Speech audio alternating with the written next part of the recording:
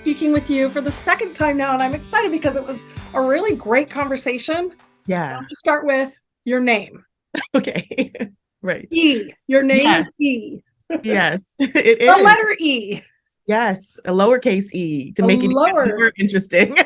Well, I thought I had it hard with Kellee to spell Kelly, but Right. apparently you just went for the E instead and skipped all the other letters. Well, your mom. Um, yeah, yeah.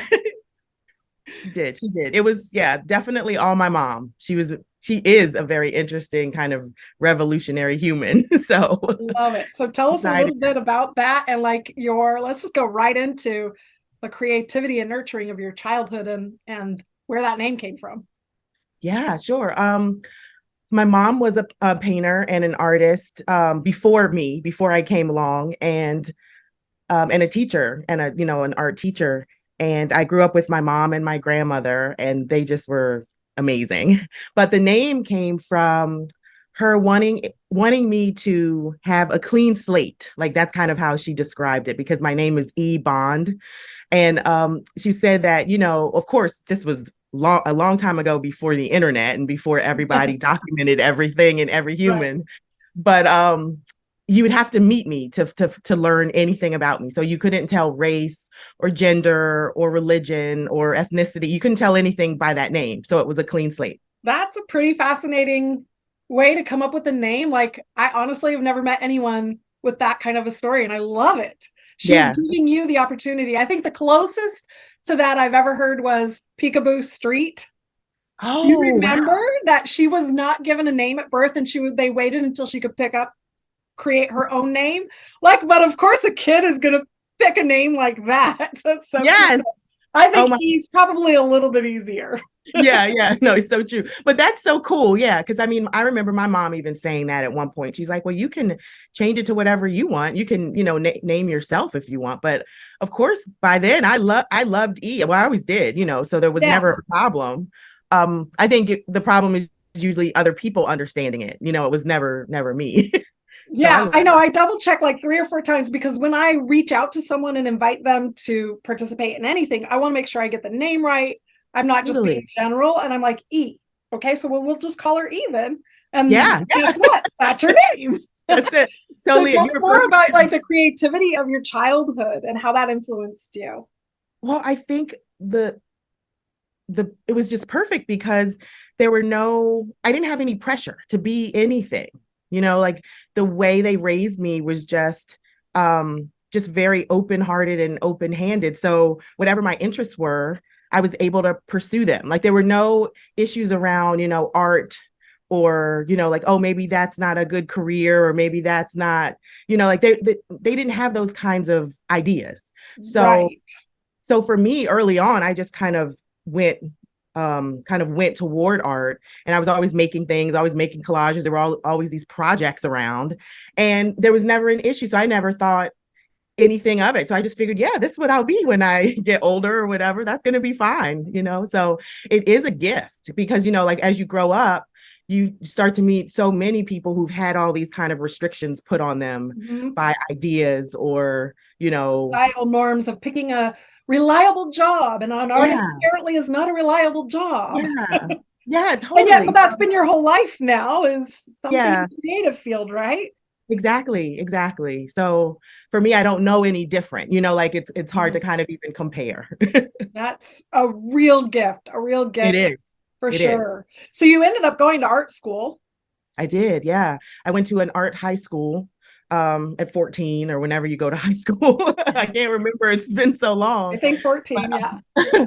and then I went to an art college, a 4-year art college, and then just continued to pursue art in jobs and all sorts of things and outside of jobs. So I've always thought about my life too, is just like, if I have a day job, that's great. But my real life, or the life that continues no matter what job I have, is always my art practice, which Yeah. happens, in real life.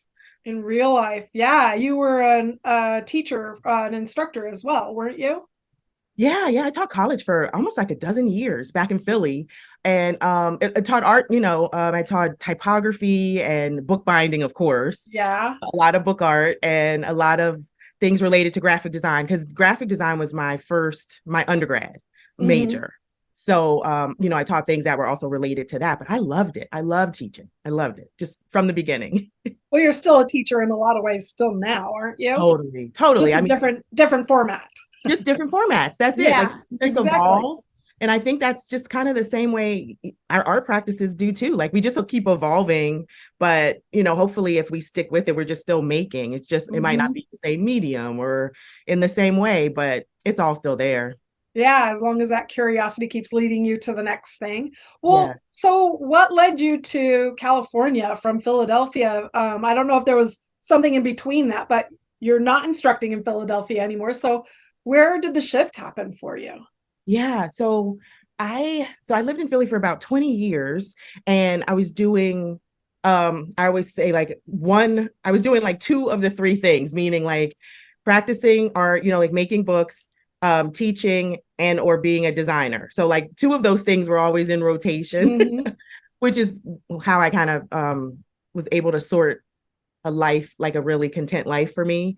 But I kept wanting to go back to grad school. That's what it was. And I tried multiple times in Philly at different points in my life, and it just never worked out. It just never stuck. Hmm. And finally, I thought, maybe if you want to continue teaching, maybe at other, like not just in art schools, but in liberal arts kind of colleges, you should probably get a grad degree. So that's what kind of started to send me on this idea. And going back to school older, I went back to school at maybe like 38. I knew I'd had all this life, I'd lived all this life. So I knew, I was like, well, if I'm going to take a pause and, change my entire life, like sell my house and sell my studio and do all these things, and I just want to go back to school for something that I will utterly enjoy, like it's just going to be Yeah. complete, joy. So I decided, and of course, book art. And it was a hybrid program of book art and poetry, and there was only one place in the country that did like this hybrid, kind of um, degree, and it was in Oakland, California. What So school did you go to? I went to Mills College. Okay. I have heard of it because I'm a Cali girl. So I Okay, live in that yeah, area. Yeah, yes, that's totally. exciting. Yeah, so that's what sent me here to California, and I've just been here ever since. It's been almost 10 years now. Wow. Do you miss Yeah. the East Coast? Oh, totally. Are you kidding me? It's just in you, like Yeah. I'm definitely an East Coast person on the West Coast. Like, but I love the extreme differences that, that is too. It's so amazing how much of a difference it is. And unless you've experienced it, like literally lived it, Yeah. it's taken me a long time to be a West Coast girl living on the East On the Coast. East Coast. Yes. And Same. it really, really, now it's ingrained in me and I do love it. I don't know that I'd ever go back to the West Coast. My whole Right. family's here, of course, but Right. yeah, there is a little bit more of a freedom and a natural tendency to go creative on the West Coast. I think Hmm. things Hmm. on the East Coast, people want to be more sensible. We put that Hmm. in air quotes, Okay. right?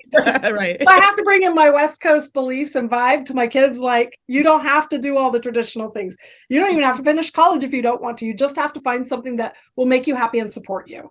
And Yeah. um, Right. and so far they've decided that they don't want to do art. So Okay.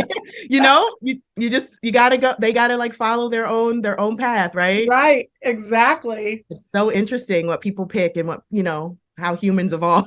Yeah, exactly. So I love it. Like, what are you doing now then? You've been a decade in California, Yeah. and what kind of magic has happened for you there? You know, I think so much magic has happened, but um in the beginning, when I was in this graduate program, I kind of fell in love with the actual landscape of California, because it's Hmm. such a very, very different, like, Hmm. physical space. And so much of that started to affect my work on all these levels. And, my master's thesis literally was about old growth redwoods and, like the stories. And so I would travel up and down the coast I mean, here I am in grad school, but I was spending like every moment, like traveling up and down the coast, going to every single redwood far as I Uh-huh. could find. And the more old growth, the better. Like, I'd been all the way up to Oregon, all the way back down, to Big Sur, and multiple times. And so it was becoming this kind of obsession. Wasn't even about grad school anymore. It was about what was I learning from these really ancient systems of, so I think the magic that California gave me was this different way of thinking about time and about how systems work together, how things grow. And that has become such a integral part of kind of like what I make, like the marks Wow. I make, and the way I approach just almost everything now is it because of like that learning I got from these Yeah. forests, you know? Did you just feel so connected, like you were part of it? Did you see, Yeah, it can you was, see that? Like that's how I felt because I grew up amongst the redwoods. Like I think that's yeah, why I will always lean towards forest and mountain over ocean. I love the ocean too, but yeah, there yeah, is something very magical. And I would spend more than one time a year we would go camping in the redwoods or stay in yeah, cabins or lodges or whatever. And yeah. Sequoia was my home. Like it's Oh, still my home in my heart, like yeah, yeah, those redwoods, you can just touch them and feel the energy. It's like yeah, so magic. And yeah. then And you far I can't was explain it, right? Like it's right. another And thing it's you so weird can't because I was explain. thinking of that the other day, like the lifespan of a human or of a mammal Yeah. versus the lifespan of a tree, a redwood tree, Yes. who's Yes. been here before the Western, For time. yeah, before the Europeans came and Yeah. and this whole new world that we created around it and almost Yeah. destroyed it. But like seriously, what a magical thing to infuse into your art. And how did it show up in your art? Well, it showed up so much um in the writing, like in the poetry, but Mm-hmm. also in the mark making. So it was this idea of thinking about perspective. I started to think about perspective more in terms of how who was telling stories and how were they being told. Like, so for instance, like if I were telling a story based on a human who's lived a half of a century versus a redwood who's lived 2,400 years, like what would Mm-hmm. the difference in those stories be? Yeah, so the biggest things that kept being infused into the work, and it was, it's very unconscious or subconscious in the beginning. You're not knowing that you're being affected on all these levels, Mm-hmm. but everything started to become almost like these map like drawings, or these kind of like ways of me thinking about systems, thinking about how Mm-hmm. things are growing. So the actual marks I was making started to change, even as much as the words and the poetry or whatever that would also be infused in the work. Because so Wow. much of my work too is always kind of words and images, words and images. And I think it's because of my design background. I'm used Yeah. to infusing those things together, and it's so fun for me. I want to always be thinking about language and always be thinking about marks. I love that it comes hand in hand for you and where your inspiration comes from. Is it still what's influencing you now, or are there other things that are influencing the mark making, the art making, the book making, the word making? Yeah. Yeah. Well, it is. I think it's always this underlying thing. And I'm always kind of reading about science more. Like I just feel like science becomes more and more a part of the background of how I am trying to see the world. Uh, Mm-hmm. but but also language has become a huge part of how I've been making a lot of marks. Like I've been designing fabric recently, and all the fabric I've designed 3 lines of fabric so far, and all of those are rooted in language. And so the Wow. marks that I'm making are they kind of, it starts with this origin story, that I made up of like, well, what would happen if we got to reinvent how we um communicated with each other? And Wow. what would that alphabet look like? What would those marks look like? So that collection was called Glyphs. I And then the love next it. one was called Root, which was like, how do we share certain words with different subsects of how we think? Like, so like, how does a forest use the same words as, say, like the digital systems of the internet, like things like that. Mm. And then the third one, which comes out really soon, is about um kind of disintegrating language, or like taking having an alphabet like the Roman alphabet that we all speak with, at least, on Yeah. in America. And then like me taking apart those shapes and trying to see like what happens when we literally like take it back apart and bring it back to just like glyphs again. So I think language has become such a huge part of like what I've been interested in lately, or the past like 5, 6 years. But the trees are still in there. They're just, I Yeah. think they're always in there. Well, it's understanding the connection with that, but it's more than just language. It sounds like it's also the written word, like what are our Oh yeah, symbols, right? That's yes, so exciting. Like I'm it excited to really dive is. into what you're doing and learn more from you. Like this is like me, I'm like juicy, like okay, this is where I want to go with art. Like Yeah. it's purposeful in a completely different way, you know. It's not it's a process that's really divine, and I appreciate that about you. I think that caught my eye just from seeing you in social media and in your feed, but Yeah. also the bookmaking is really fascinating to me as well. So I Yeah. love that you've like found that as to be like your constant. That's Yeah. really cool. It is. It really, that's a perfect word for it.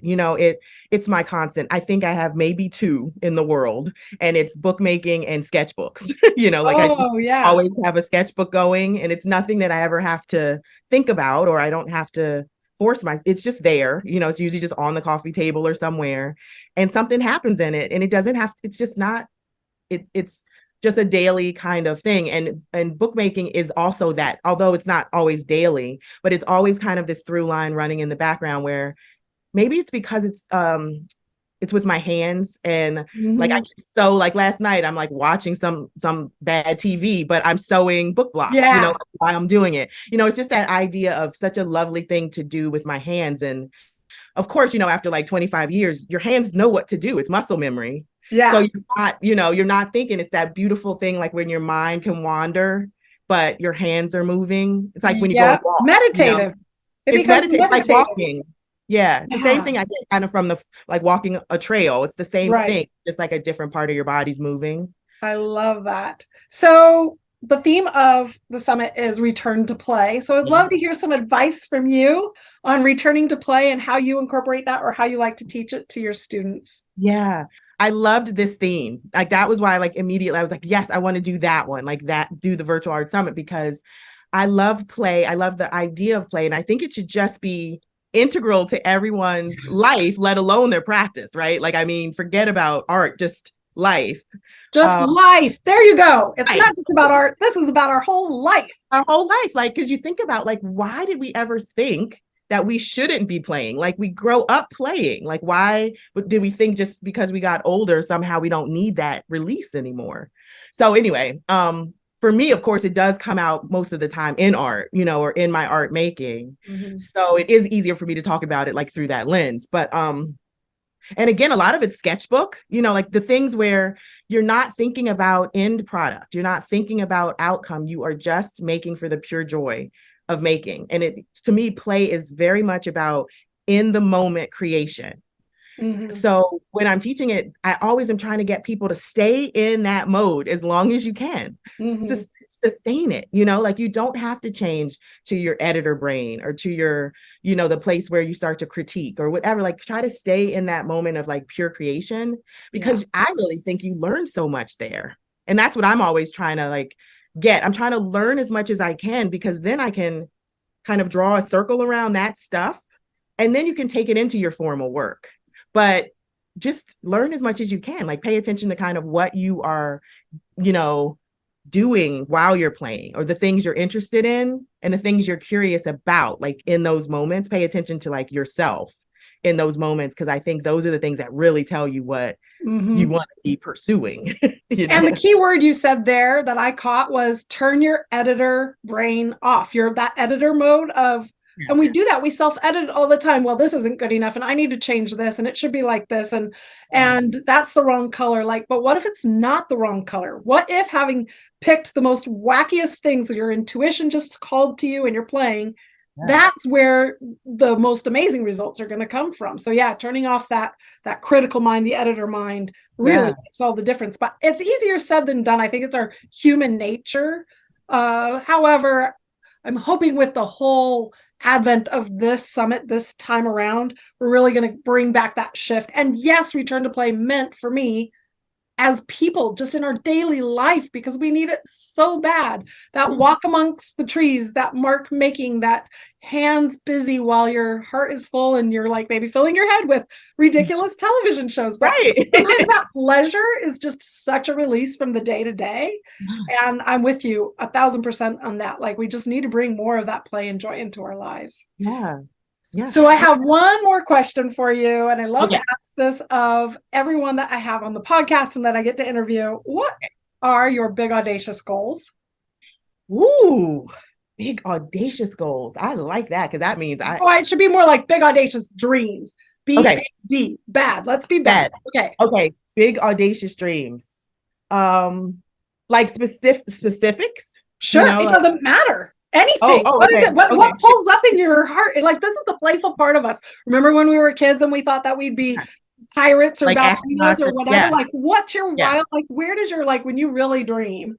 Yeah, I usually want to be like writing books about the trees and somehow combining like science and art and like sketchbooking in these like weird wild ways. Like I want to be making books that adults can be reading that almost feel like the books that we got to read as children, where there's like images and stories and all these things in one, because I love reading so much and I read so much.